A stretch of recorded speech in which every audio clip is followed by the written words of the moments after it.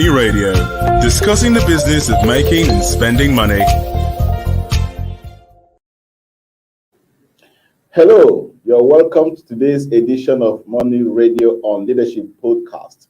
Money Radio brings you the latest development in business and economic cycles of Nigeria and issues of businesses around the world.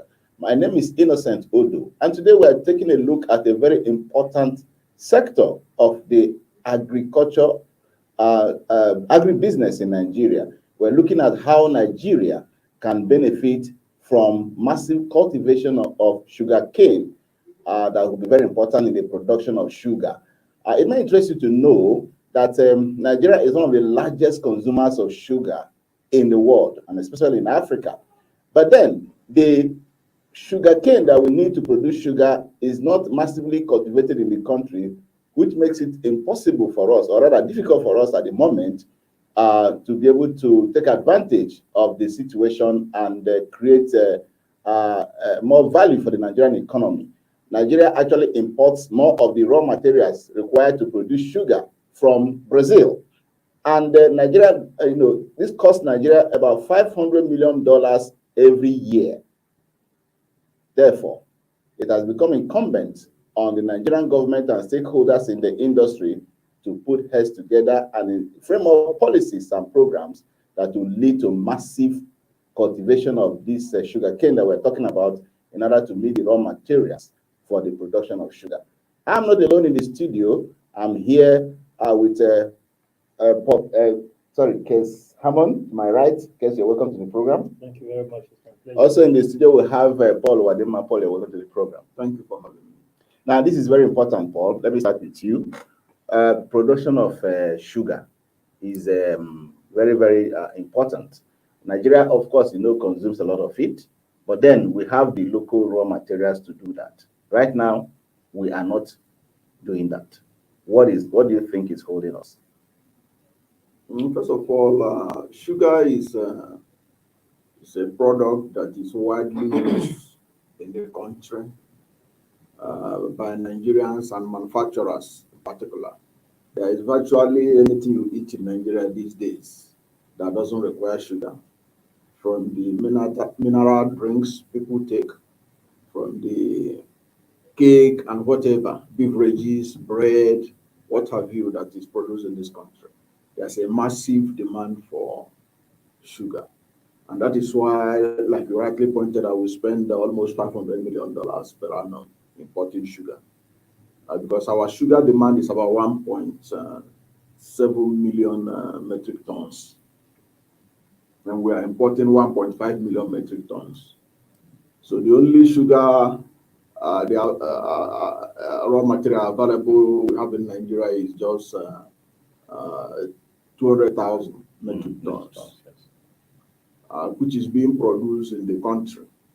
And it's not, you can see that it's not enough at all. Mm-hmm. There's no way that sugar refineries in the country can be sustainable with a market that produces only 200,000 metric tons.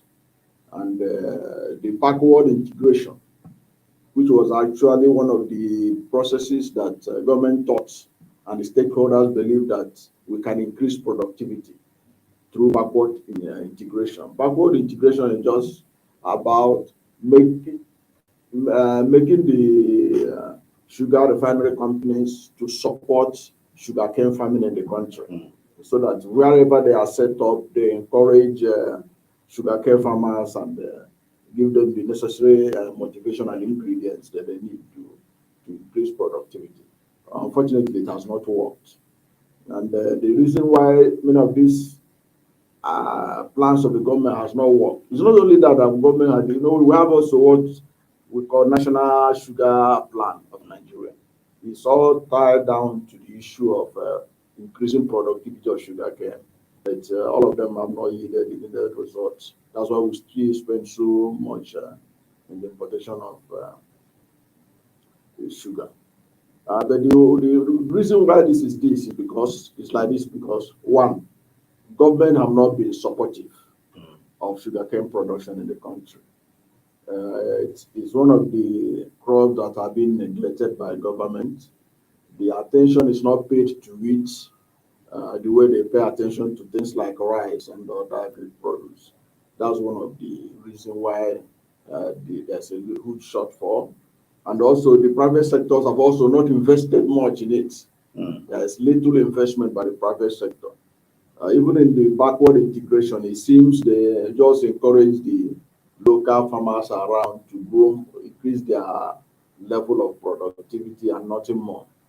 And then another problem that has also been responsible for this low productivity is because there is also little research by institutions in the country to try and see how we can increase productivity and increase more people getting into farming of sugarcane. So little research is being done by the Nigerian institutions and the even Institute of Tropical Agriculture and all the rest. So these are some of the things that have been hindrances to the growth of sugarcane. And that's why we have to import a whole lot from Brazil. To meet the and shortfall. Brazil is one of the largest producers of sugar. I think it's the second largest. In fact, Brazil accounted for about 40% of the global exports of sugar, and is the highest exporter of sugarcane in the world. Yes, that is a very good one for Brazil. Yeah. But Nigeria, here we are. We have the massive land. We also have the energy of the youth to go by that. But then we're not meeting up to the output required, to supply the sugar processing plants in Nigeria. Well, I understand that we have one of the largest sugar refining plants in Africa. But then we're not getting enough raw materials to feed that plant. We're actually getting our raw materials from Brazil, like I said, to the tune of $500 million annually. That's a very huge one for Nigeria, and it's a very big problem for our foreign exchange. Today, we're talking about diversification and engaging the young people in agriculture to, add value to their lives, and then take them off the street and some of the criminal business, some of them have even embarked on. So, if we are looking at this sector and this sector is not yielding the results that we are desiring, what effort do you think should be made more in this regard? Just to begin with, before I go to the point, I think Mr. Paul was being a bit discriminatory in his comment when he mentioned sugar being used to produce minerals, cake, and all of that. What Mr. Paul did not mention is that the popular sapele water, shepe, That's on the left hand. it comes from sugar also, and some other genes. Yeah. Yeah, so when you talk about only minerals and cake, you are discriminating one segment of the population. So I think the problem that we are having is the issue of orientation. I think people are not adequately informed about the importance of this product and the ease of producing it. Sugarcane falls under the category of those plants that we call grass. Yes, it's a grass. It's easy to plant. It doesn't need much attention to maintain. It's easy to harvest, and you don't have to replant. As you just cut it in your harvest, Yes. it begins to grow again. Yeah. Once the root Stalks. is there, The roots. yes. So when you invest in the production of sugar, the planting of sugarcane, and that investment may just be one of them. You may have about 5, 6, 7 harvests from that one investment. Yes. You don't have to go and be weeding every time that the grass is over.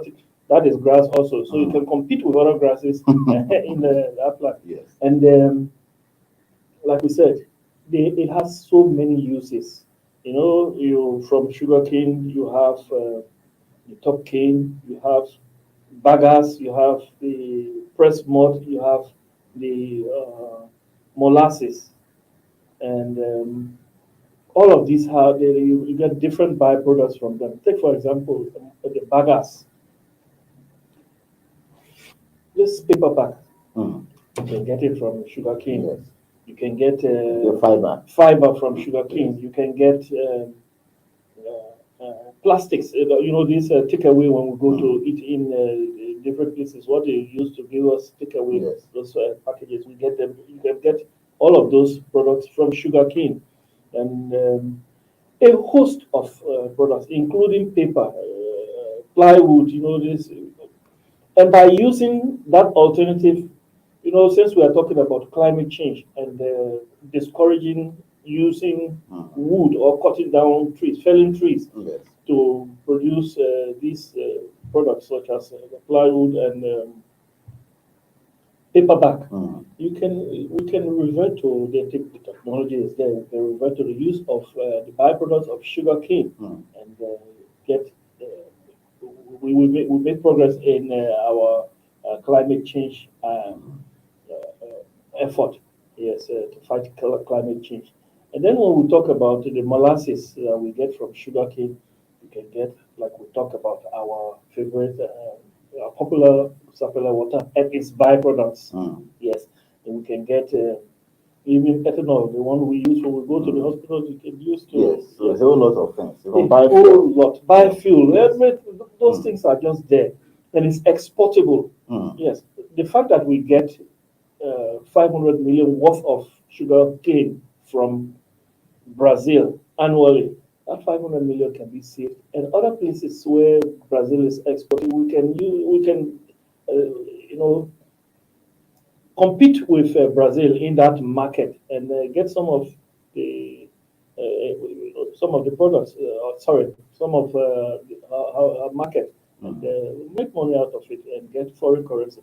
So sugarcane is actually not just a versatile product, it's an important product, and we need good orientation in the country. The federal government, if that is the only thing they can do, since they are not supporting the industry, Yes. as Mr. Paul rightly said, since they are not supporting it that much, they can do good orientation. And farmers, this product is actually lucrative. Very Highly lucrative, yes. Yes. Highly lucrative. Yes. Yes, there's another thing. Let me turn to Paul. There's another thing that worries Nigerians. For instance, the land mass of Nigeria is just good enough to produce enough sugarcane to feed whatever plants that we have. For instance, it's on record that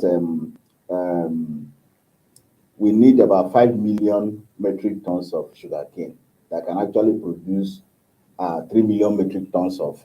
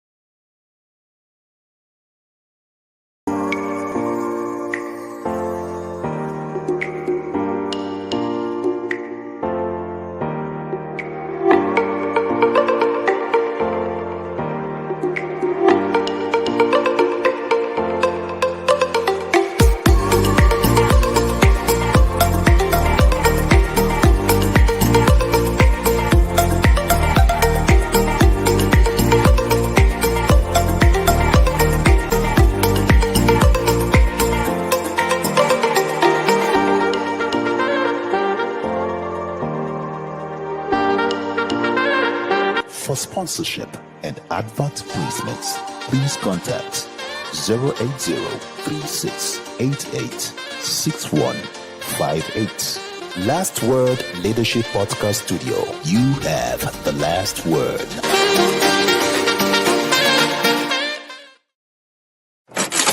Money Radio, discussing the business of making and spending money. Welcome back. We do sincerely apologize for that break in transmission because of some technical issues that we suffered. If you're just joining us, we're talking about how Nigeria can benefit from massive cultivation of sugarcane that we need for the production of sugar in the country. Before we went on that break, Mr. Paul, we were talking about the efforts that needs to be made.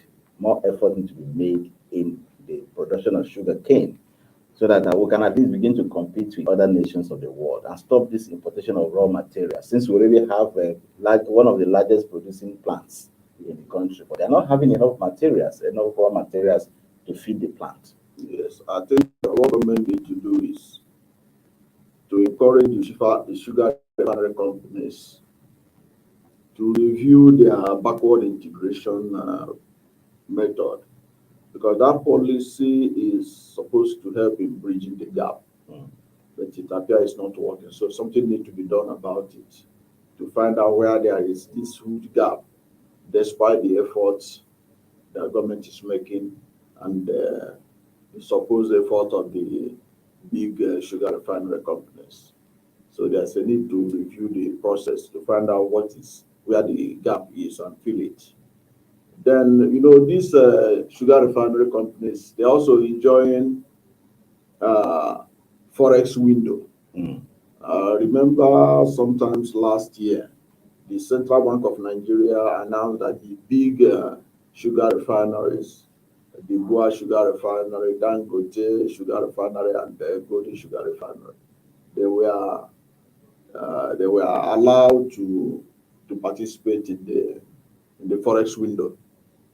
But before they were allowed to do that, they have to convince the Central Bank of Nigeria directly that they have been able to do a lot in this backward integration. But nobody can actually say whether Central Bank did enough due diligence before allowing them to be taking forex at the official rates. So that also needs to be looked into, so that these sugar companies do not rip off the country. Because the reason why they are maybe they are not performing optimally is because they are still allowed to enjoy this forex window. Yes. Maybe if we put a restriction on the amount they can import into the country to fill the gap, they will be forced to produce more in the country. They will be forced to do more. Just the same way that the ban on importation of rice led to increase in rice production in Nigeria. So we can look at that direction to see if it will propel the sugar companies, the big giants, to do something more than what they are doing right now to encourage the production of sugarcane, which is the main extract they need to produce sugar in the country. Until that is done, I think there will continue to be a gap. The government needs to take serious action on this matter, because the amount we spend on forex importing sugar is huge. It's huge, and we don't even have that money. We don't have that kind of money right now. We don't have that kind of money. And so government need to do something they have about to do that. something. And Because the backward integration, they need to look at it, whether it's actually working for the interests of the country, not just taking advantage of Nigerians whose demand for sugar and the government not doing anything about it. They keep on ripping the country off by getting forex at official rates. So I turn to you once again, Kes. We sometimes hear that all kinds of stories about some of the big some of the big companies also even trying to muzzle out some of the producers of sugarcane in the country. We do not. We're trying to investigating that kind of story. But if that is the case, it then means that the government, just like Paul has said, will have to come into this matter and ensure that the producers of sugarcane in the country are given the right investment. When we talk about investment, not just putting money in the hands of people, like giving people incentive, but they're not monitoring how they're going to use that incentive to produce the sugar or sugarcane that we want. So going forward, what do you really see in this whole value chain of sugar and sugarcane that we can tap into right now, so that we'll stop? Our concern is to stop this massive importation of raw materials for sugar, that we already demonstrated the capacity to produce them in the country. Like I said, we have enough land that can produce at least 5 million metric tons of sugarcane, which, when producing sugar, can produce about 3 million metric tons of sugar. So if we have the right environment, and like you have also mentioned, that it is even very easy to do, what then is actually the problem? Why can even the farmers themselves, what is actually holding them in cultivating this very important product? I can really say, but my suspicion, if there is any such thing, then my suspicion is the cost of production. Maybe the local cost of production is higher than foreign cost, and as a result, the sugar companies, the big sugar companies, prefer to bring it from cheaper clients. Be that as it may, I remember I visited the plant of one of the companies that Mr. Paul just named. Of course, we wouldn't call names here, but I visited one of the plants, and what I saw there is what they import. It's like blocks of sugar, and the addition, the value addition that is done here is just to make it, to granulate it, and make it into the powder, so to speak, but to granulate it, to make it into the sandy look that it has, and just package it. And that means there is still more work that needs to be done in the value chain addition, because I doubt seriously that what we import from Brazil is just this sugar that we see, sugar cane that we see here. No, there is some value addition at in Brazil or wherever we are importing, and then it comes in some packaged form, and that packaged form is what the local producers here just add, and then it granulate, and then it becomes what we consume. So a major impediment may just be, number one, the cost of production, coordination. Where is that land? Of course, the land is there, but it's to direct people's attention. Do it this way, do it that way. That's why we have a National Orientation Agency, and that is one of the agencies I have serious problem with in the country, because they seem to be sleeping. Yes, but we have those agencies, and they should be at work, and they should be able to support sugar manufacturing. The minister is doing well, but they need to do more, and that more which they need to do is to build the value, the local value, from just the sugar to processing it, turning it into molasses, and then finally turning it into the blocks of sugar, and then later on to granulate it, which will be consumable for to the common man. Of course, which goes to the process or to that state where Mr. Paul mentioned, like they use to make cake, bread, and minerals, where he was discriminatory. All right. We have been talking about how Nigeria can benefit from massive cultivation of sugar cane, a raw material needed for the production of sugar. It has become incumbent on Nigerian government and stakeholders in the agricultural sector to brace up to the challenge of massive production of sugar cane, so that we can feed our plants, our sugar refining plants, with enough raw materials to produce sugar that we all consume here. And we will also like to say that spending $500 million a year to import raw materials for sugar production is not going to work anymore, because the country, I'm afraid, doesn't have all that kind of resources to waste on importation of sugar raw materials. It's on that note that we come to the end of today's edition of Money Radio. I've been in the studio with Kes Hammond. Kes, it's always a pleasure having you on the program. Thanks very much. And Paul, it's always good to have you on the program. Thank you for having me. And we'll promise to bring you a bumper edition of the program when next we come.